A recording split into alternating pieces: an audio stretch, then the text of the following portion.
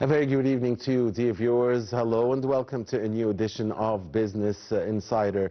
In this episode, we'll be talking about the new cabinet here in Egypt that took oath before the president on Wednesday at the Al-Ittihadiyya Palace in Cairo, and the big change and reshuffle that happened specifically in the economic portfolios. We'll also be talking about the Egypt-EU strategic partnership in light of the conference that was held here in Egypt on the 29th and 30th of June, and the investment deals and the memorandums of understanding that were signed worth tens of billions of euros between Egypt and the EU. And we'll be doing that in the company of our dear guest, Dr. Zeinab Nawar, the economic expert and the professor and lecturer in the field of economy. A very good evening to you, Dr. Zeinab, and thank you for joining us. So we have a new cabinet that is faced with a lot of challenges. Here in Business Insider, we're going to focus on the economic challenges. First of all, how did you see the big change that happened in the economic portfolios of the cabinet? I just reviewed quickly the CVs of the new ministers that we do have right now for the new government, and what I see in terms of a change, that they have a quite good experience, and also they have a good history in the fields of the ministers that they are going to work on. I mean, they have strong what we can say, it's not about academic, it's also about practical experience, different exposure to different areas, successful stories that we can depend on.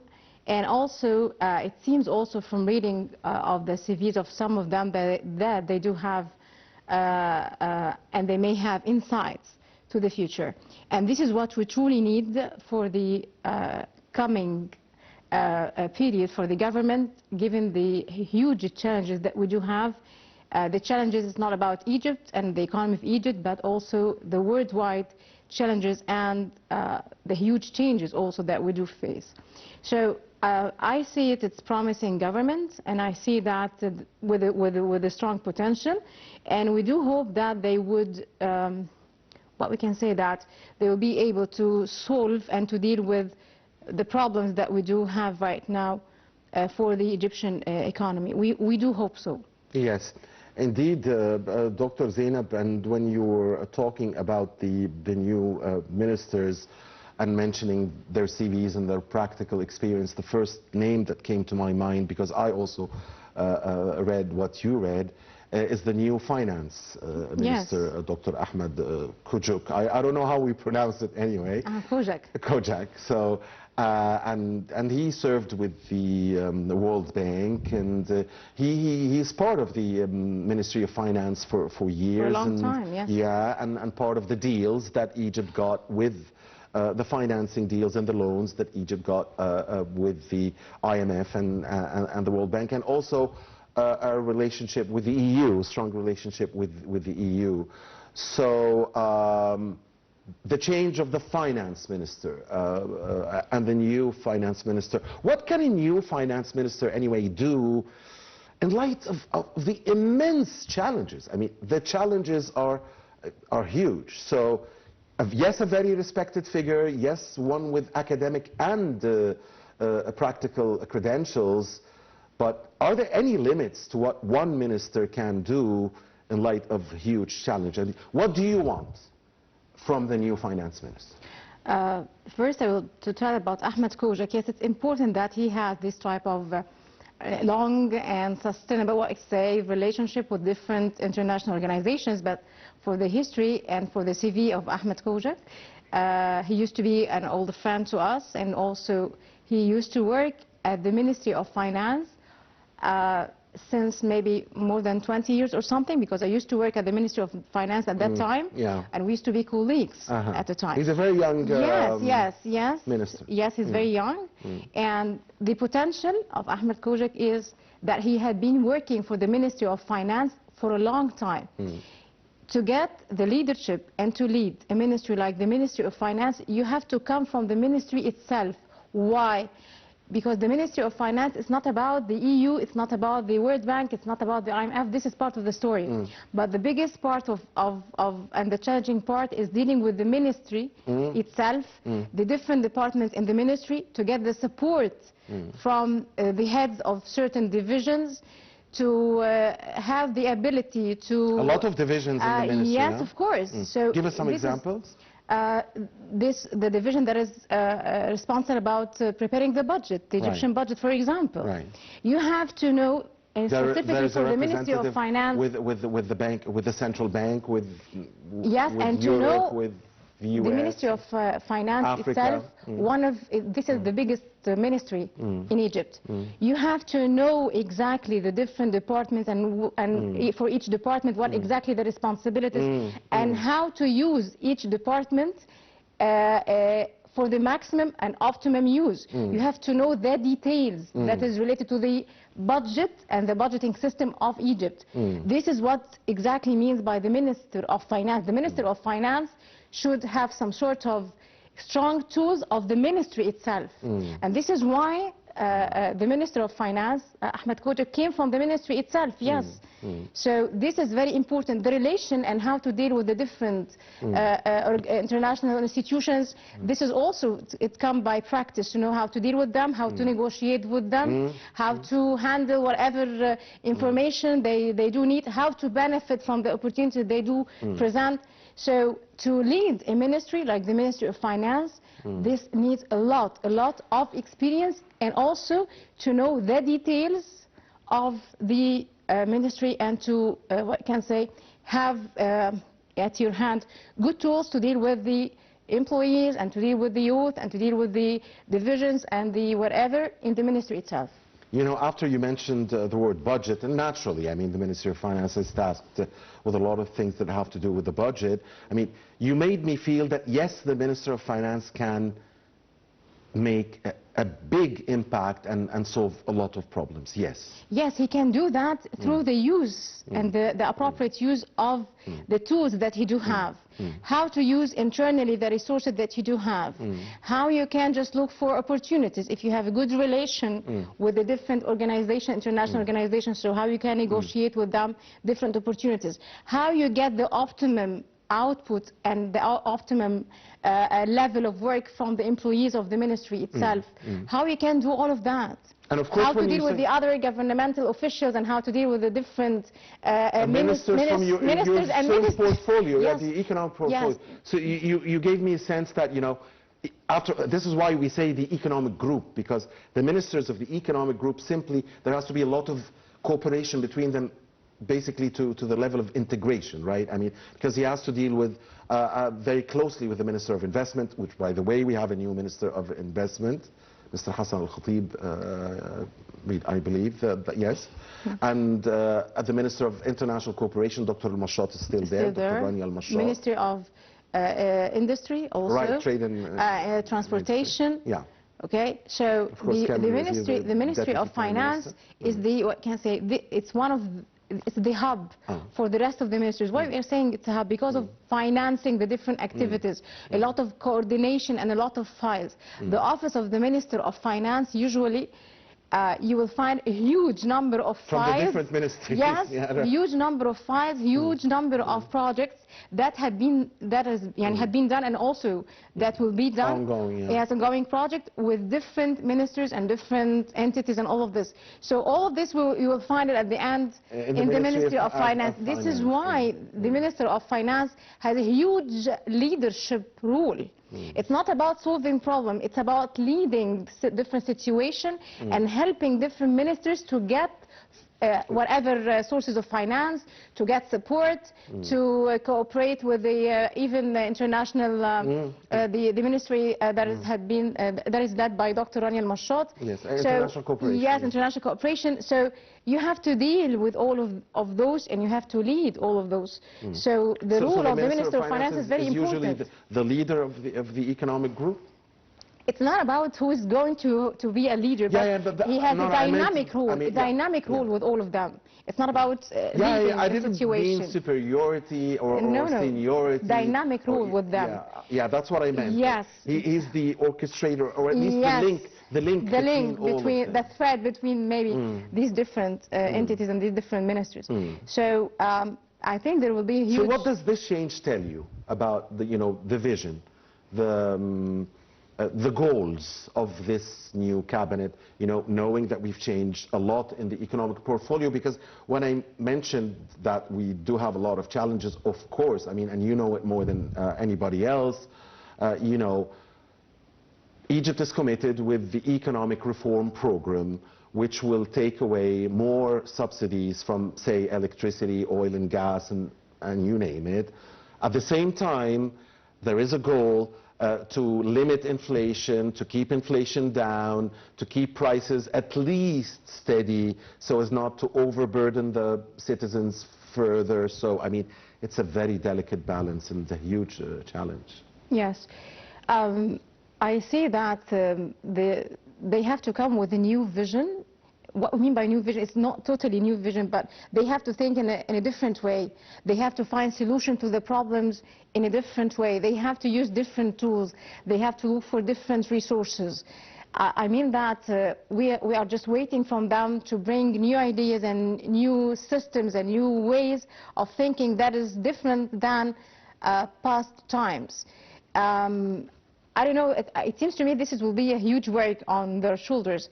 First, some of them is coming from the industry itself, so we just saved the time for a minister to understand the ministry. So I assume that some of them, they already understand the ministry and the different rules and the different divisions, so part of the job had been done.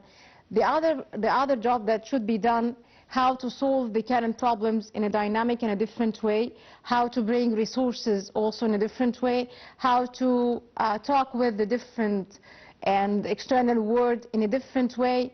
I mean, they do need a lot of think tanks with them. They need the people to think with them. This is why I told you this is very important to have a good way of communication with the ministry itself, because sometimes you need to listen from your employees and also to listen from whatever out there.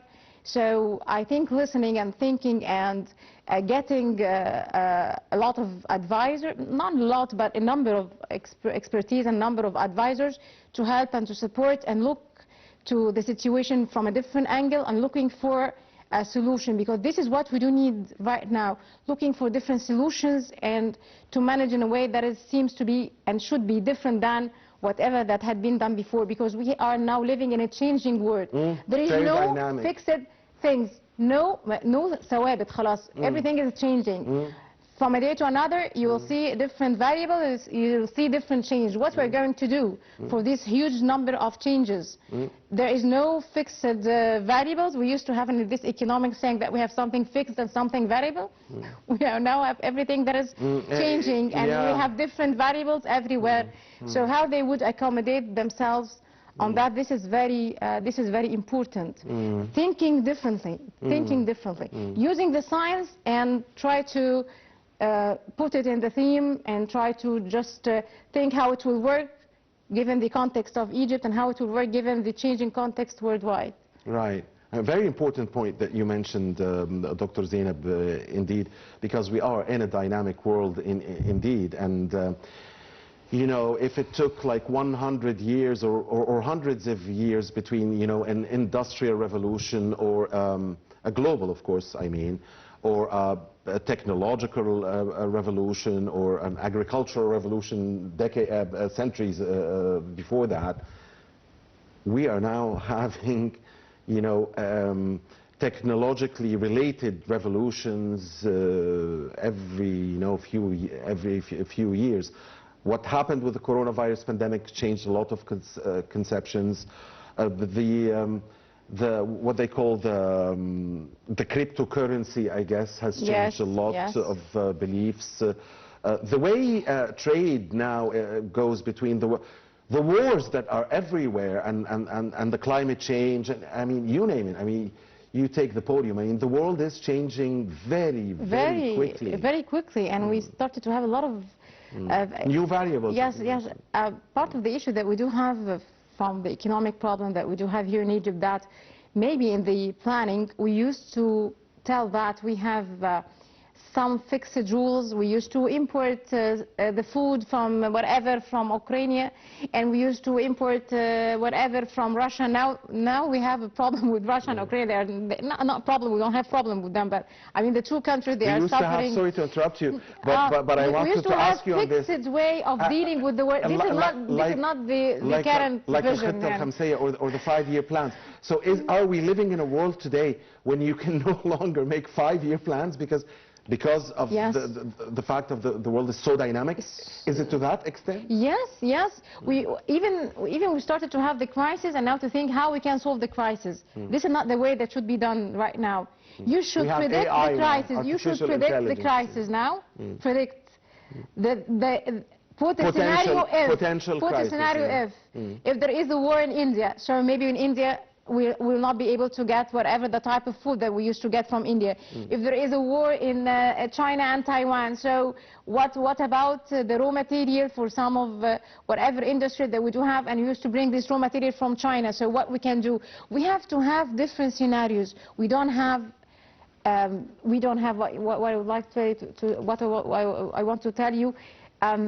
We have to think differently. We have to think that what we used to be done and what we planned for, maybe for the coming day it will not be working like that. I'm talking about dealing with the outside or the rest of the world. So what we should do and how we should plan for that. This is why the planning also became very crucial for the time that we are in now. How to plan for the future and how to plan right now. Okay.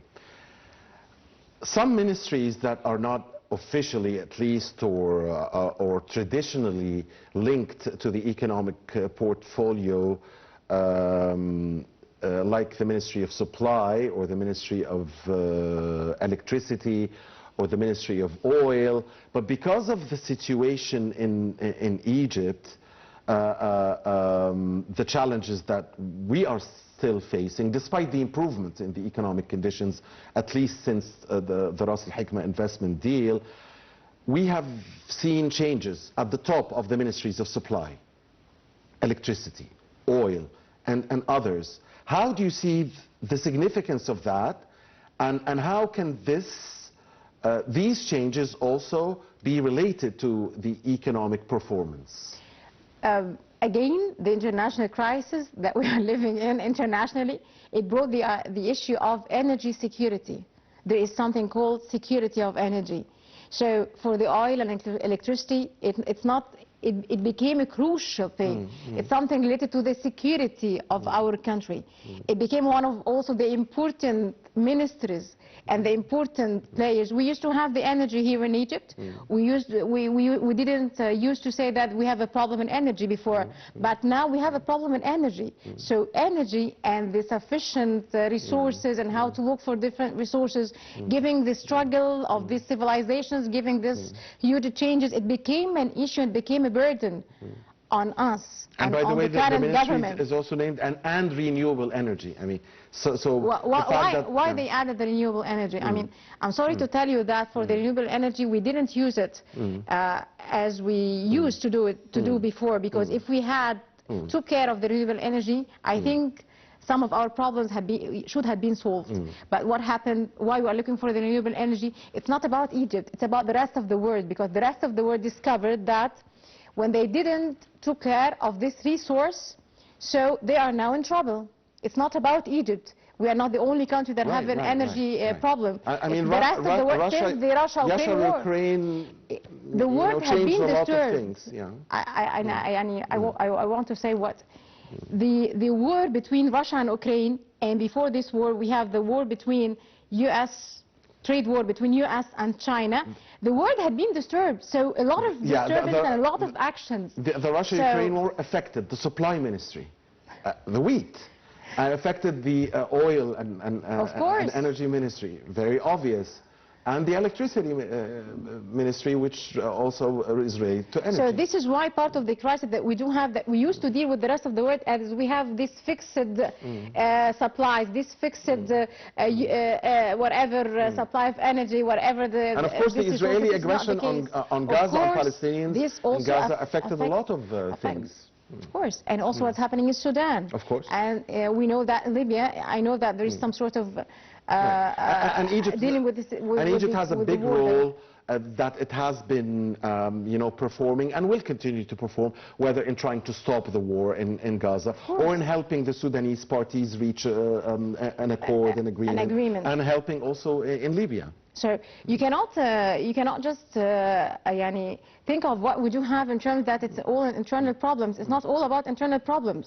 Some of the external disasters, I'm sorry to tell you, this is disaster that is surrounding us, is affecting us. This is why the new ministries, they have to think differently. They have to deal with the situation differently. This is very important to guarantee the supply of energy, to guarantee the supply of food, or to work on sufficiency of whatever food that we would like to happen here in Egypt, that we don't want to depend on different countries for food. We want to depend on our resources. This is very important, and this is part of the inflation that we do have right now. If we have a sufficiency in terms of food supplies, so I think we should be in a better situation. Back to the inflation again. Surely the central bank governor is part of the economic group and also is a major common factor with all, at least economic ministries, related ministries. So again, you as an expert in the field of banking and economy, how to achieve this delicate balance? I mean, it's a delicate balance. Yes, the hard currency problem is not as strong as it used to be. A much better situation now, but still there is a problem, and there could be future bigger problems. And again, we are going with an economic reform, but again, we don't want inflation to come up. But again, if you take subsidies away, naturally inflation should come up. So I mean, the delicacy of this and how to achieve this delicate balance again. The inflation rate and the high inflation rate, I see it's a big problem for any society. Why? Because once you enter this inflationary cycle, it's a cycle. So once again it will repeat itself. Now once again it will repeat itself. Sometimes it seems like an endless cycle. So about the central bank and the governor of the central bank, yes, they used to deal with the situation because by he kept his raising, and he's an excellent in doing that. He's raising the interest rate, so to just get whatever liquidity from the market, so try to reduce the inflation by a certain amount, but unfortunately we'll have another problem coming from another sector. So once we have a raising of the inflation rate, so we'll have the governor of the central bank to raise the interest rate. So it's a cycle, and unfortunately to tell you, it's not easy to stop it. So what we can do, we have to solve the crucial issues of the problem. We have to see what eventually subsidies may be part of it, because we have an agenda and we have to work on this agenda. So on the other side, we will see what we can do to reduce this inflation rate. If we are depending on the rest of the world for our food, we have to stop that. We have to look and we have to work on projects to guarantee that we have the sufficient food. So whatever is going to happen, when we are able to provide our community with the food, so I think this is part of the job. About the energy, by the way, there is a new agriculture and land reclamation I know, but many changes. Yes, but we need to see that on the ground. We need to see that in markets. Part of the rule also of the government is to deal with those who are selling in the market and those who are trading in the market. Do they have this control over them? Do they have this control over prices? We have been talking about this. To stop the merchants' greed, you mean? The greed, right? Yes, the greedy persons and the. But this is part of the control. Because it's a big chain. It's a big chain between the producer and then the. You have to know this chain. You have to know this chain. You have to control this chain somehow. I mean, In order to control are you this saying chain, that yes, it's a free market, but a free market doesn't mean no supervision? There has to be tight supervision. who said that in the free market there is no supervision? There has to be Who said so? tight supervision. In the free market, there should be rules, and there should be monitoring of the market. No one says that the free market, that there is no supervision. This is not the free market, I'm sorry. The free market, yes, we are trading freely under the umbrella of the law. With rules, yes. Rules. So if you are trading and you are not under the umbrella of the law, so I think you will have legal troubles and whatever, and there should be actions against you in the market, and this is what's happening in the free market economies. And this is why all of those who are trading in the economy, they are complying with the rules and complying with the systems, and they don't dare just to be greedy or to whatever do anything that is illegal. So actually what I understand from you is that you want to see a harder stick on those who deal in black markets and deal illegally and put prices that are exaggerated and so on. It's not about having this hard stick. In order to control them, you have to understand the linkages. The question that I'm asking, the government understand the linkages, the true linkage of this chain? This is a big question. They have to understand where this train is coming from, what are the rules of the different traders in, who is leading them, who is whatever doing what. So in understanding this chain, you will know as a government where that you can put your hand and you will do the control for controlling the prices. Because sometimes because sometimes here in Egypt we felt that in every part of this chain there are people who benefit, I mean, who illegally benefit and make illegal gains. So at the end, the customer or the poor citizen is the one who's paying the price. Is the one who's paying the price. For the government and for the minister that are working in this sector, he has to understand exactly the different chains, the relation between the different chains, also inside the market, and how to control them. Part of dealing with the Egyptian market, part of it is using the rule and the law, and part of it by understanding them and to know how to talk and to deal with them. This is also part of the control. So if we have two of them, this is of course will be for the sake of the end customer.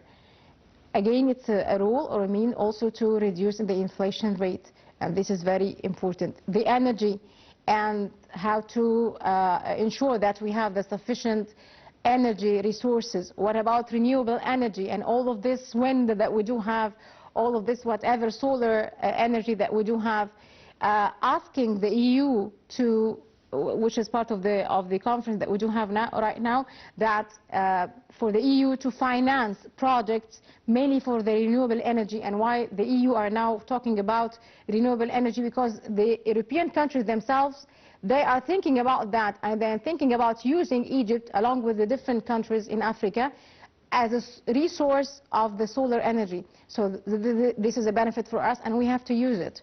So we have a lot of opportunities. Indeed, yes. You've raised some very important points, Dr. Zeinab Nawar. Allow us, Dr. Zeinab and dear viewers, to take a break here in the program. When we come back, we'll be talking about that. Egypt will be leaving aside the changes in the cabinet and the new economic portfolio that we have under Prime Minister Mabouli, which has been reappointed by His Excellency the President. We'll be talking about the Egypt-EU strategic partnership and the conference.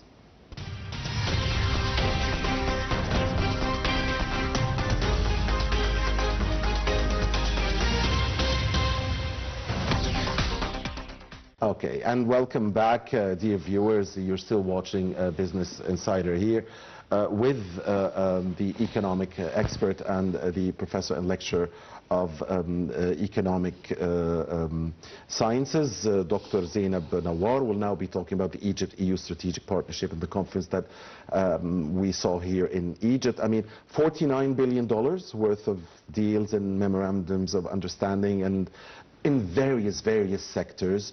Talk to us about, you know, this strategic partnership and how can this be indeed a win-win situation for both parties, and how important is Egypt to the EU and the EU to Egypt? When we are saying that the EU is looking for Egypt as a strategic partner, yes, they look to us as a strategic partner, because once again for our location, The for cornerstone of our stability. historical and for The cornerstone of stability in, yes, in this of area. course, of course. And for the EU countries, they're just looking for stability. There are some other issues that sometimes they do care that the countries that are located on the south and on the northern part of Africa are so important for them because of South the of the Mediterranean. Mediterranean, yeah. Yes, because of the Mediterranean, also Mediterranean Sea, and so there are something about the location, there's something about the history, there's something about a lot of The political weight. of course, And the of military Egypt, weight. yes. Yeah. And once again, what I can say that the writers, the economists in some of the European countries, they just said that, and they're just accusing their governments, this is at the EU themselves, that you didn't use the countries that are located on the northern part of Africa properly. Even inside the EU themselves, they are just accusing their government that for the project that they used to give to us, it was about documents and it's not about something on the field. This is why the EU and some of the countries suffered from the energy problem when the war of Russia and Ukraine started. So now they are coming to us once again for new hopes, driven by the pressure, the inside pressure from their communities, and the inside pressure from their economists, whatever, speaking of that the they location, have sorry to to interrupt, the fact that Egypt is the gate to and from Africa is, you know, is something that will never change. Yeah. It will never It's a change. fact, yeah. I'll tell you something. Again, I will tell you, there is no fixed. We used to teach our students. We have some of the variables that are changing, and some of the variables are fixed and constant. Now, yes, we know that for the time being, our location, this is something constant, this is something fixed. Yeah. But I'll tell you something. We have different trials from different countries, and also this is the new civilization. They are trying to guarantee new routes for trade. And once again, what we can do to deal with that. Because the Suez Canal is one of the main income for the Egyptian economy. What if other routes had been in the future, you mean? Yeah. In the future. Why the difference? This is why I'm telling you, there is nothing that you, whatever we used to see, it's not that. Even what you saw as a constant it's not fixed, it's not constant, it's not. Is a potentially changing variable. But for the time being, I'll tell you, Yes. for the time, the EU is still looking for us as a strategic partner. They are dealing with us because of our importance, strategic importance, historical importance. Okay. What can Egypt gain from the EU? I mean, I'm sure it's a lot. We want, but we only have 2 or 3 minutes. Yeah, we want from them what we can say. A type of cooperation and a type of project. Yes, we have this 49 billion euros. We want to invest them here in Egypt in what you can say in types of projects that would lead to more income to the economy. We want to use these projects to solve part of the problems related to energy. This is why we want more investment in renewable energy. This will benefit the EU and also will benefit our side. We want more projects on the ground. We want more projects to be done for more generation of jobs for the youth. We want actual and field work on the ground from them. And this is what they had been accused of from their governments and from their communities there, that they have to work with us with a serious project. And this is what we want from them. Knowledge transfer? Serious knowledge transfer, technology, less bureaucracy, because part of their also the rules and procedures are so bureaucratic. Even less bureaucracy in their project. Yes, less bureaucracy. What we want else from them, if we needed some sort of support, if we needed the resources, if we needed something crucial for the Egyptian economy, they should be open for that, because we're still our gate and for trade. We're still one of the important gates for trades through the Suez Canal, whatever that is going to happen worldwide. So once again, for the EU, they have to look seriously to us, and they have to finance solid I guess, you know, to us. by reading history, whatever is going to happen, the fact that Egypt is the cornerstone of stability in this region is a constant. Yes. It's not a changing variable. It's a constant. It's a constant. This is why the EU is dealing with us and still looking for us. And we need to use this by getting the maximum that we can get in terms of project, in terms of serious investments in renewable energy or different sectors that we would like them to invest in. I'll tell you something, still the EU, they are looking to us, and sometimes they prefer us more than any other countries. I'm talking about the northern part of Africa. So they still see that Egypt, because of our old civilization and our history, so Egypt means a lot for them. We need to invest on that. This is very important. Dr. Zeinab Nawar, it's always a pleasure to have you with us. Always enjoy talking to you. Thank you very much. And thank you, dear viewers, for watching Business Insider. I hope you've enjoyed the episode as much as we have. Goodbye.